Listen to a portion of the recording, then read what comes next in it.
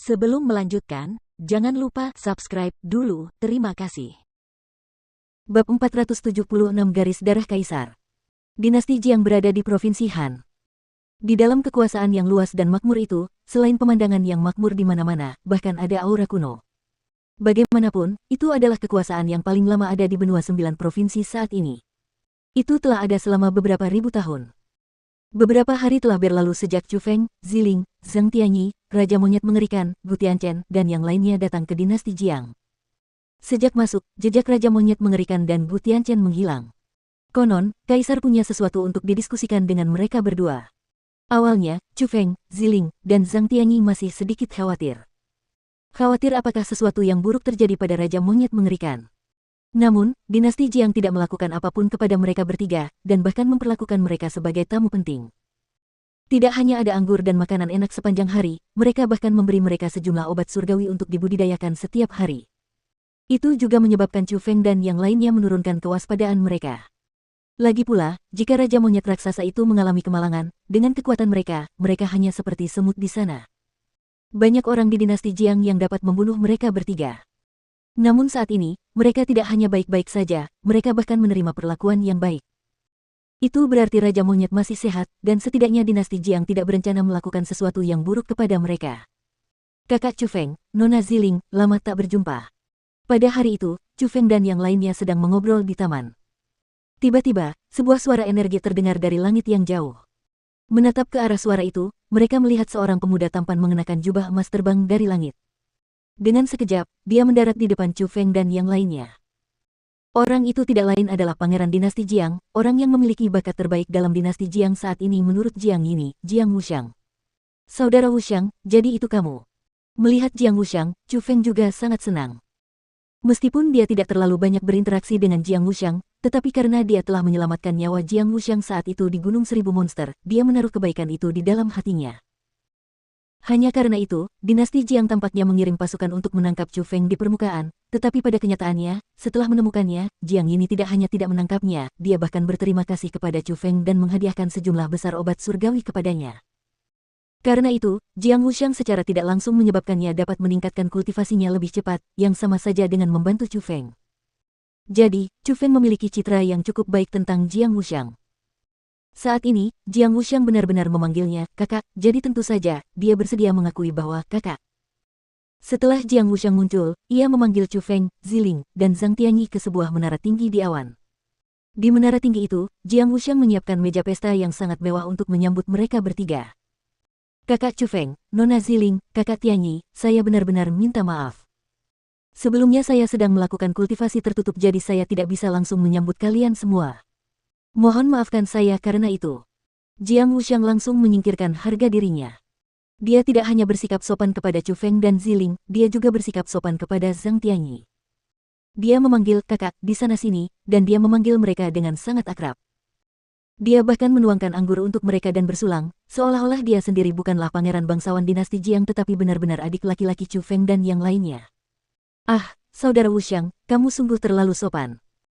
Namun, dalam waktu 1 tahun yang singkat, saudara Wuxiang, Anda telah membuat terobosan dari alam mendalam tingkat 9 ke alam surga tingkat 2. Kecepatan ini benar-benar membuat saya berkeringat karena malu.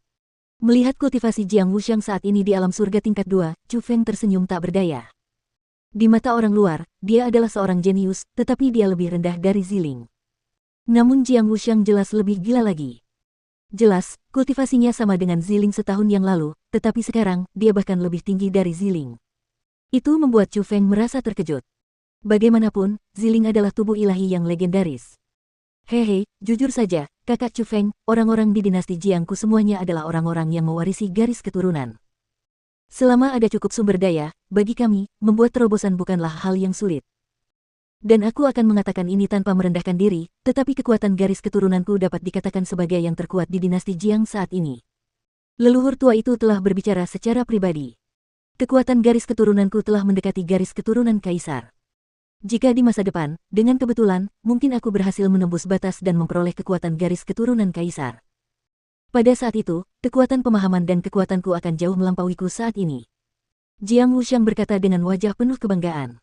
Dapat dilihat bahwa dia menyukai dan bangga dengan kekuatan garis keturunannya yang istimewa. Garis keturunan kaisar.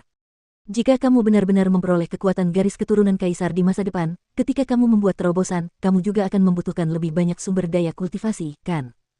Tepat pada saat itu, Ziling bertanya dengan wajah penuh rasa ingin tahu. Tentu saja. Garis keturunan kaisar adalah garis keturunan warisan tertinggi.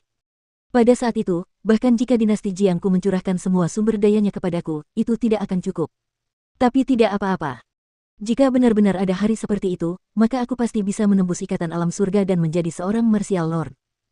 Pada saat itu, aku bisa sepenuhnya mengandalkan diriku sendiri untuk mendapatkan sumber daya kultivasi. Jiang Wuxiang menepuk dadanya dan berkata, tampaknya sangat merindukan kedatangan hari itu. Aku tidak pernah menyangka bahwa garis keturunan warisanmu akan sekuat ini.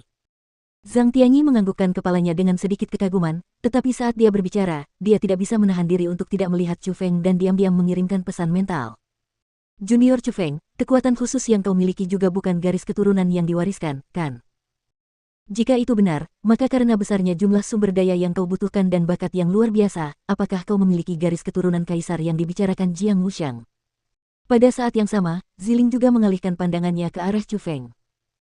Meskipun dia sudah tahu bahwa ada cahaya khusus di tubuh Chu Feng, itu sedikit berbeda dari kekuatan garis keturunan yang diwariskan.